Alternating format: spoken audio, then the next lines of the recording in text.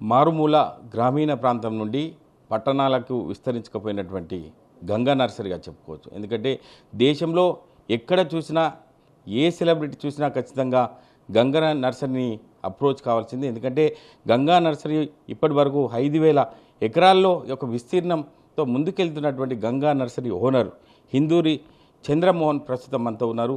Sir చెప్పండి, అంటే ఇక్కడ మీరు చాలా రోజుల నుంచి చూస్తున్నాం, ప్రతి ఒక్క ముఖ్యమంత్రి కూడా మీ దగ్గరికి వచ్చి మీ సలహాలు సూచనలు తీసుకున్న పరిస్థితి మనం చూసాం. కాబట్టి ఎట్లా అనిపిస్తుంది సార్ గంగా నర్సరీ పెట్టినప్పటి నుంచి ఎలా అనిపిస్తుంది మీకు?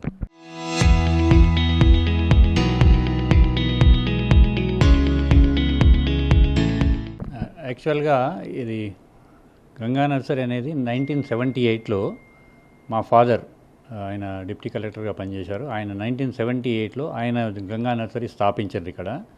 అప్పట్లో 1978లో ఇక్కడ ఫ్రూట్ రీసెర్చ్ స్టేషన్ అనేది చాలా ఫేమస్, చాలా పాపులర్. ఇది మనకు సంగారెడ్డిలో ఫ్రూట్ రీసెర్చ్ స్టేషన్ అనేది ఉంటుంది. ఇక్కడ ఒక 10-12 మంది శాస్త్రవేత్తలు పనిచేస్తారు. అయితే దీంట్లో నాకు ఎట్లా ఇంట్రెస్ట్ కలిగిందంటే, ఈ ఫ్రూట్ రీసెర్చ్ స్టేషన్ అనేది మాకు ఇంటికి ఆపోజిట్గానే ఉన్నది. నేను చిన్నప్పుడు ఈ శాస్త్రవేత్తలు ఒక 2-3 శాస్త్రవేత్తలు మా ఇంట్లోనే రెంట్కు ఉండేవాళ్ళు. అయితే వాళ్ళతో తిరిగి నేను ఈ నర్సరీ స్థాపించడం జరిగింది. అప్పట్లో మ్యాంగో వెరైటీసు తయారు చేసి రైతులకు ఇవ్వాలంటే అప్పుడు కూన పెంకలలో తయారు చేసేది. అప్పుడు పాలిథీన్ బ్యాగ్స్ లేవు. కూన పెంకలలో తయారు చేసేటప్పుడు ఒక రైతుకు ఒక 100 మొక్కలు కావాలంటే అప్పుడు ఒక వెహికల్ బుకింగ్ లాగా 2-3 సంవత్సరాలు పట్టేది. వెయిటింగ్లో ఉండేటోళ్ళు రైతులంతా. ఒక 100 మొక్కలు కావాలంటే ఒక 2-3 సంవత్సరాలకు కానీ వాళ్ళకు ఆ నెంబర్ వస్తే వాళ్ళకి పిలిచి ఇచ్చేటోళ్ళు. అయితే ఇది పాపులర్ చూసి దీని డిమాండ్ చూసి నేను కూడా ఈ నర్సరీ స్థాపించడం జరిగింది. అట్లా అంచెలంచెలుగా అంటే నాకు ఏంటంటే నేచర్తో ఉండాలి, ఎప్పుడు నేచర్తో ఉండాలి అనేది ఒక అలవాటు నాకు.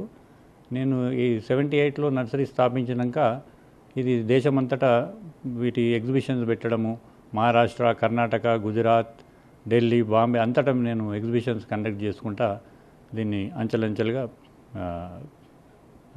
ఇది పైకి తీసుకొచ్చాను. అట్లాగే ఈ మామిడిలో దగ్గర నేను ఒక 100 రకాల మామిడి మొక్కలు ఇక్కడ తయారు చేస్తాము. ఈ మామిడి మొక్కలే కాక రకరకాల పళ్ళ మొక్కలు ఇప్పుడైతే అన్ని ఇంపోర్టెడ్ ప్లాంట్స్ వచ్చేసినాయి. అన్నీ మనకు దాదాపు అన్ని దేశాల మొక్కలు కూడా మన దగ్గర ఇక్కడ దొరుకుతాయి. మా మెయిన్ ఉద్దేశం ఏంటంటే, ఒక రైతు మా దగ్గరికి వస్తే ఆయనకు మీరు ప్రపంచంలో ఏ మొక్క అడిగినా మేము ఆన్ ది స్పాట్ ఇస్తాం ఇక్కడ మేము. అవి మొక్కలే కాక మనకు మెడిసినల్ ప్లాంట్లు కానీ స్పైసెస్ కానీ ఏవి అడిగినా మేము ఇమ్మీడియట్గా ఇక్కడ వాళ్ళకి అందుబాటులో ఉండేటట్టు తయారు చేసినాం. అంటే గత 48 సంవత్సరాలుగా గంగా నర్సరీని కొనసాగిస్తున్నారు. గ్రామీణ ప్రాంతం నుంచి ఇటు పట్టణ ప్రాంతాలు కూడా తిరిగిన పరిస్థితులు ఉన్నాయి. ఎంతోమంది సెలబ్రిటీలు ఇప్పుడు ఆర్టిఫిషియల్కు ప్రియారిటీ ఇస్తున్నారు. కానీ న్యాచురల్గా ఉండాలని చెప్పి మీ యొక్క ఉత్సాహం చూస్తుంటే ఎట్లా అనిపిస్తుంది సార్ ఆ విషయంలో? అయితే ఇప్పుడు ఏంటంటే, నేను చాలామంది ఏం చేస్తున్నారు, ఇప్పుడు అన్నీ మనకు షో ప్లాంట్స్ పెడతారు. హైదరాబాద్లో కానీ ఇప్పుడు ఫిలిం నగర్, జూబ్లీహిల్స్, మనకు బంజారాహిల్స్ ఇదంతా షో ప్లాంట్స్ పెడతారు. అన్ని పామ్ ట్రీస్, సైకస్ ఇట్లాంటివి పెడతారు. నేను వాళ్ళకు కూడా ఏం చేస్తున్నానంటే, ఫ్రూట్ కల్చర్ తీసుకురావాలి. అన్ని ఇళ్ళల్లో అన్ని రకాల ఫ్రూట్స్ పెట్టాలి. ఫ్రూట్స్ పెడితే దానికి పిల్లలు కూడా వాళ్ళు ఫ్రూట్స్ ప్లాంట్స్తో నేర్చుకుంటారు, వాళ్ళు తింటారు, హెల్తీగా కూడా ఉంటారు. అది అట్లాగే ఇప్పుడు ఏంటంటే, ఈ ఫ్రూట్ ప్లాంటేషన్లో చాలా రెవల్యూషనరీ చేంజెస్ వచ్చినాయి. మనం పాత కాలంలో మన తండ్రులు తాతలు పెట్టిన తోటలు కాకుండా ఏదో అప్పుడు ఏంటంటే ఒక ఎకరా ఉంటే ఒక 10 చెట్లు 20 చెట్లు మామిడి చెట్లు పెడుతుండే. ఇప్పుడు అట్లా కాదు. ఇప్పుడు చాలా చేంజెస్ వచ్చినాయి. ఈవెన్ రిలయన్స్ వాళ్ళు కూడా ఈ ప్లాంటేషన్ చేస్తున్నారు. మీకు జామ్నగర్, గుజరాత్లో చూస్తే హై డెన్సిటీ ప్లాంటేషన్ టెక్నాలజీ అనేది వచ్చేసింది ఇప్పుడు. అంటే ఒక ఎకరాలో మనం 20 చెట్లు 30 చెట్లు పెడుతుండే ముందు.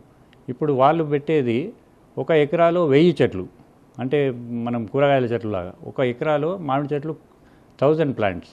మనకి ఇప్పుడు వీటి గురించి కూడా అందరికీ రైతులకు అవగాహన, ఎవరైనా తోట పెట్టాలంటే వాళ్ళకి ఎట్లా పెట్టాలి, ఏం పెట్టాలి అనేది నాలెడ్జ్ ఉండదు.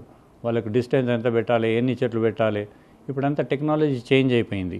ప్రూనింగ్ టెక్నాలజీతోని దాంట్లో హై డెన్సిటీ వచ్చేసింది, medium high density, ultra high density అని ఇట్లా రకరకాల పద్ధతులు వచ్చేసినాయి ప్లాంటేషన్ సిస్టమ్ లోపల. అయితే ఇప్పుడు మనకు ఎన్హెచ్బి అనేది ఉంది, నేషనల్ హార్టికల్చర్ బోర్డ్. ఇది సెంట్రల్ గవర్నమెంట్ది. ఎన్హెచ్బి వాళ్ళు కూడా మనకు హై డెన్సిటీ పెట్టుకుంటే రైతులకు మంచి ఉపయోగం ఉంటుంది, అధిక దిగుబడి ఉంటుంది అనేది వాళ్ళు ప్రోత్సహిస్తున్నారు. అట్లాగే SHM స్టేట్ హార్టికల్చర్ మిషన్, మన స్టేట్ గవర్నమెంట్ కూడా దీనికి ఎన్నో సబ్సిడీస్ ఉన్నాయి. ఇవి కూడా రైతులకు ఎవరికి తెలియదు. మనకు మొక్కలకు సబ్సిడీ ఉంది, డ్రిప్కు సబ్సిడీ ఉంది. అట్లాగే NHB నుంచి, నేషనల్ హార్టికల్చర్ బోర్డు నుంచి ఎవరైనా రైతులు మీరు తోట పెట్టాలనుకుంటే 5 ఎకరాల కన్నా ఎక్కువ ఉంటే మీకు సబ్సిడీస్ ఉన్నాయి. మీకు 40% సబ్సిడీ ఉన్నది. మీకు 1 లక్ష రూపాయలకు 40% గవర్నమెంట్, సెంట్రల్ గవర్నమెంట్ ఇస్తుంది. ఇవన్నీ స్కీమ్స్ కూడా రైతులకు అందరికీ నేను ఎక్స్ప్లెయిన్ చేసి ఎప్పటికప్పుడు అవగాహన చేస్తున్న వాళ్ళని. ఓకే, ప్రస్తుతం చూసుకున్నట్టయితే ఏ ముఖ్యమంత్రి వచ్చినా కూడా వనమోహన్ కలవడానికి ప్రతి ఒక్కరు ఇంట్రెస్ట్ చూపుతారు, వస్తారు, మన విజిట్ చేస్తారు, చూస్తారు.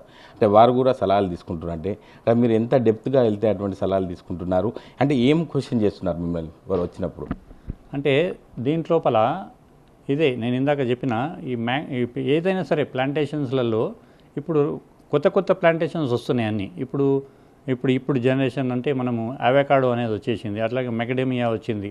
ఈ రకరకాల కొత్త వెరైటీస్ ఎప్పటికప్పుడు అప్డేట్ అవుతూ ఇప్పుడు ఏం పెడితే బెటర్, రైతులకు ఏం పెడితే మనకు అధిక దిగుబడి వస్తుంది, ఏం పెడితే మార్కెట్లో రైతులు నిలవగలుగుతారు అనేది నేను వాళ్ళకు సలహాలు, సూచనలు ఇస్తుంటాను.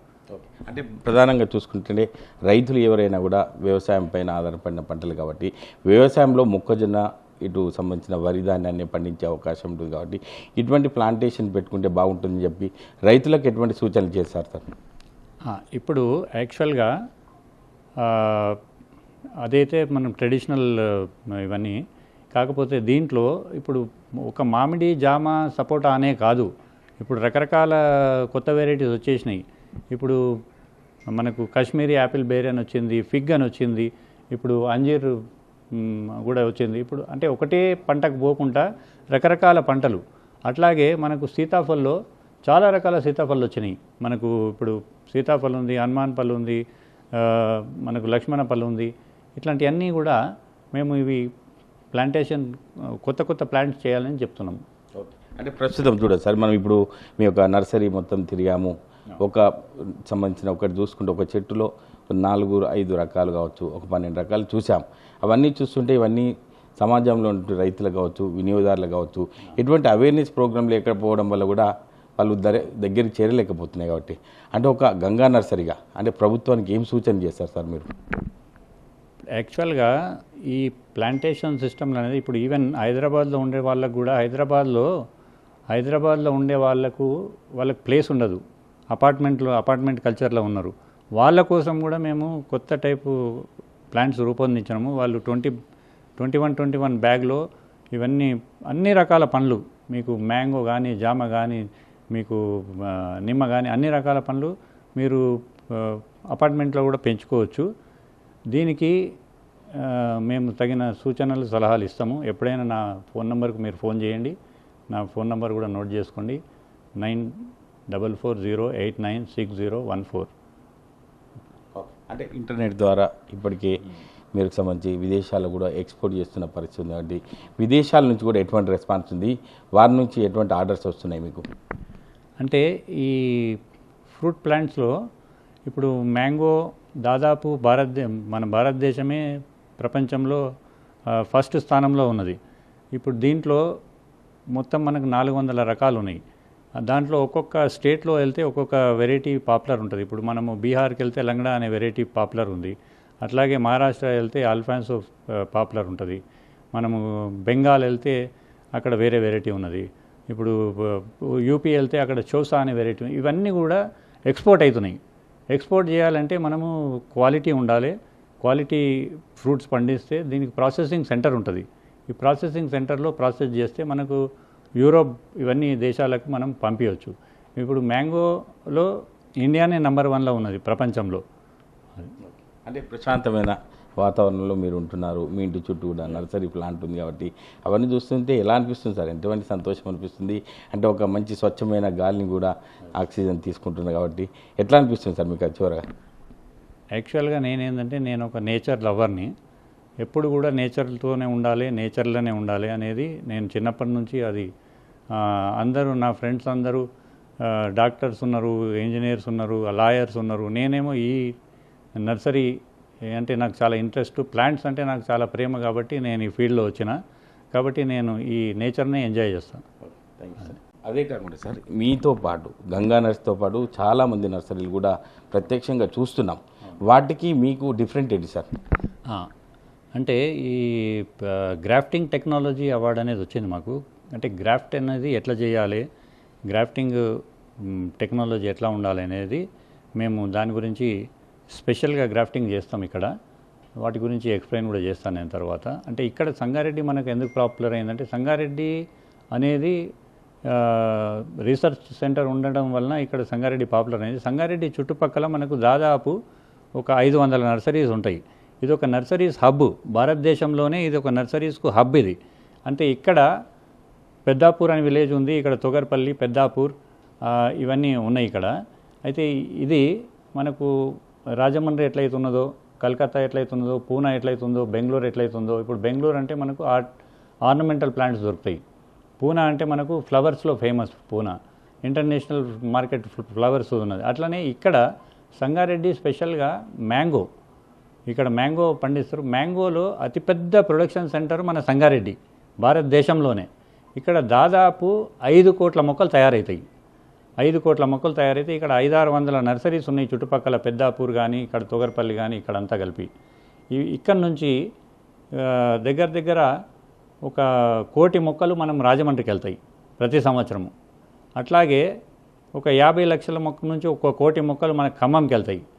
ఇంకా 2-3 కోట్లు ఇక్కడ ప్రొడక్షన్ అయినాయి మొత్తము మనకు తెలంగాణలో, ఆంధ్ర, అట్లాగే రాజస్థాన్, గుజరాత్, కర్ణాటక, మహారాష్ట్ర, ఇవన్నీ చుట్టుపక్కల రాష్ట్రాలకు అన్నిటికీ ఇక్కడ నుంచే మార్కెట్ అవుతుంది.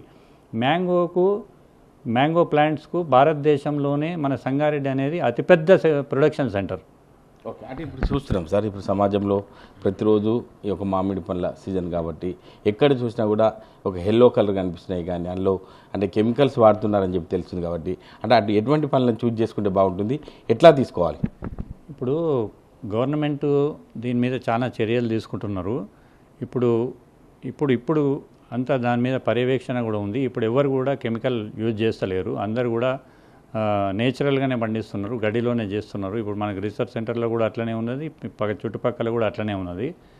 ఈ కెమికల్ మనకు చైనా నుంచి అక్కడి నుంచి వస్తుండే, ఇప్పుడు అదంతా ఎవరు యూజ్ చేస్తలేరు, ఆర్టిఫిషియల్ కెమికల్ ఎవరు యూజ్ చేస్తలేరు. అంటే ఉదయం లేవగానే చూస్తున్నాం, దసరి కావచ్చు, కేసరి కావచ్చు, అంటే సంబంధించిన పనులనే చూస్తున్నాం. కాబట్టి అంటే చదునుగా దొరికేటువంటి పరిస్థితి చూస్తున్నాం. ఎందుకంటే ప్రతిరోజు చూస్తున్నాం, వీటికి ఎక్కువ ప్రాముఖ్యత ఉంది. కాబట్టి ఇంకా విఐపీలు తీసుకునేటువంటి పనుల విషయంలో చూసుకోవచ్చు, వారికి సామాన్యులకు రావడం లేదు, దక్కడం లేదు.